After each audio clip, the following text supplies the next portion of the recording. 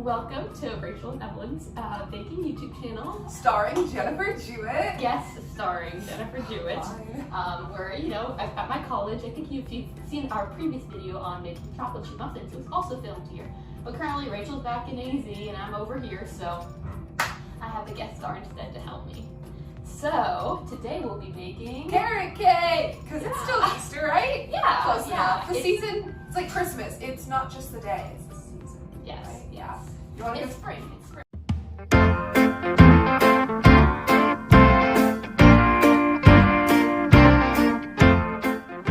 Well, I found 2 measuring cups. Oh, and here's my roommate, Emma. Hi. Okay, so first, we're going to crack 3 eggs. You want to do the duty? Yes. Here, let's see. Can you do it one-handed? Yeah? Okay. Do you want me to do it? Well, we'll all do it. We'll Get the bowl on the gotta be able to see it. Oh, that works too. I also got shelled. Okay, that was not my best one-handed egg crack, but that's okay. That was actually really rough. That's really rough here. Third time's the charm, right? Nope, got even bigger because you fell. Hey, but that makes it easier to get out, right? Practice makes perfect. It takes time. It takes time.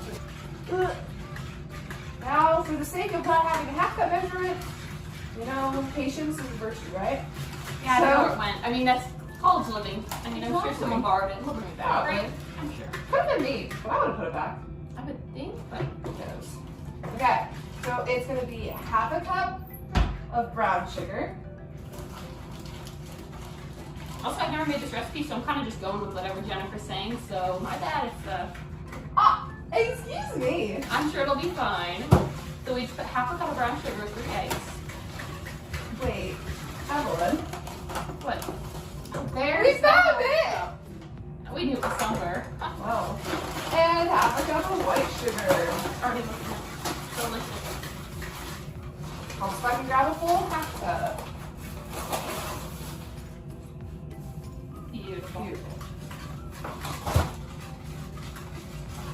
And then, because who has just abundance of oil on a college campus, we're using butter. Yes. And it's roughly 3/4 a cup. Oh, the recipe, we're halving the recipe today because we only have half the amount of carrots because we go to our cafeteria to collect carrots and we only collected half the amount we needed today. So the full recipe is a cup and 2/3. This is half a cup and a third a cup. You can do the math of what that adds to. It's just a weird number, so I'm just saying it that way. Beautiful. Half a tablespoon of vanilla. Or more if you were more. Hey, I've always heard that you can never add too much vanilla. Don't know if this is true. I mean, unless you're someone that makes your own vanilla and it has alcohol in it, then maybe vodka. We're gonna add 1 teaspoon of Sorry, I put it away. Maybe you need to go off. 1 teaspoon of salt. That's probably fine. Half a tablespoon of cinnamon. Because can you really have carrot cake without cinnamon? Oh, no. It's all good. Yet again, guest star Emma. Oh, beautiful. That Emma renamed to me. I could just guess. 1/4 teaspoon of nutmeg. 1/4 teaspoon of nutmeg. 1/8 teaspoon of cloves. So, allspice, but that is a good substitute, I think. Yeah, relatively. Let's see if you can smell this, but if you can see the beautiful nutmeggy, carrot cakey colors, they're perfect. Yeah. Okay, the whisk time is done. Time to add the flour. Let's see. No, carrots then flour. No, that would be weird because it might be dry. So pretend like this sketchy styrofoam bowl of carrots from the cafeteria salad bar is half a pound. Yeah. Because it definitely is. Oh, Yeah. Okay, you want to get a spatula, Susha? Oh, well, pretend this is a rubber spatula. And you don't really have to be gentle Here. because it's not like whipped or anything. You just mix it in. Oh, I found it. Well, we've already dirtied this spoon. We might as well. Well, if we need a spatula later, found it. This looks like quite an appetizing. Don't do that. It makes it look less appetizing. It's amazing. Okay, And we're gonna add roughly 1.5 cups of flour. The full batch would be 3 cups and a quarter, so a little extra pinch, but I don't have an 8 cup measure, so it should be as needed.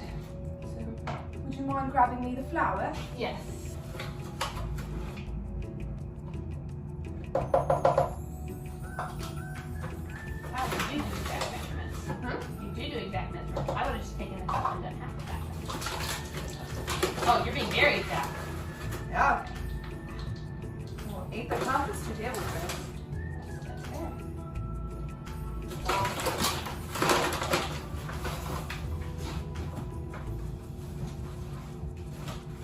And then you mix it all up. And as you're doing this, the oven should be preheating to 350 degrees. If you are not on the metric system, do you know what that would be Celsius? No, I don't. I'm learning Celsius, but Grease your pan.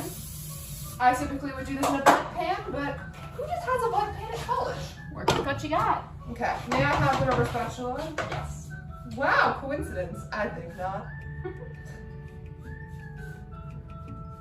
you want to? I'd love to. I know how it tastes wrong. I've never had it wrong. It's good. It's good. If that's an indication of the cake, it's great. Okay, and then you Plus the carrots will be like baked. yeah, and so you plop it. It's gonna be pretty thick, but the ice, if it's not fully flat, the icing will make it beautiful. So, okay, and then you kind of have to pat it down because it's a thick boy. And this bakes for an unknown amount of time because technically this is a recipe for a 3-layer cake. I think we're good. So, after roughly 30 to 35 minutes of baking, you have your singular layer of cake. It's not baking a layer. Yes. You're gonna make a janky kind of icing, so it's not really measured. It can be up to eyeball. Now you take roughly a stick of butter. I'm putting this in mine. So it can be fully melted. It doesn't have to be. And I'm just gonna dump a unmeasured amount of brown sugar in here, AKA. And I'm testing her. She knows what she's doing. Not much. Beautiful. You're gonna. You're kind of making like a microwave butterscotch-esque, but not necessarily. Now, pretty much, you're gonna microwave it, and it's gonna start bubbling. If you've ever made caramel before, it kind of does that weird bubbly-esque thing. And then once that happens, stir it, because you don't want it to become candy. See, right now we're just getting the brown sugar to dissolve in the butter. See how it's bubbling? So now that the brown sugar, it looks kind of unappetizing, but brown sugar has fully dissolved, I'm just gonna put, yet again, an undisclosed amount of cream cheese. About half a packet for this About amount. half a packet. Well, so now you have creamed in and unchunkified. No, you have creamed in the cream sugar. You've creamed in the cream cheese, so now it won't harden because we did dissolve the brown sugar and get weird. And just for a little bit more sweetness, you can taste test. We're gonna add a little bit of powdered sugar. This will also give it a little bit more of an icing-esque consistency because it's a little, but it's like good, you know what I mean? Good sweetness, more. Okay. And then for the fun part.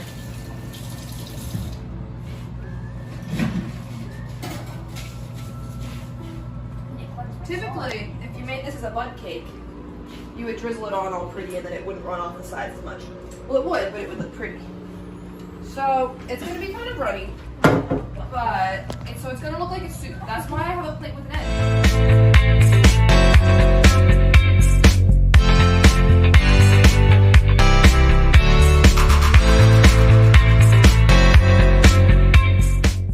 Can't eat it now.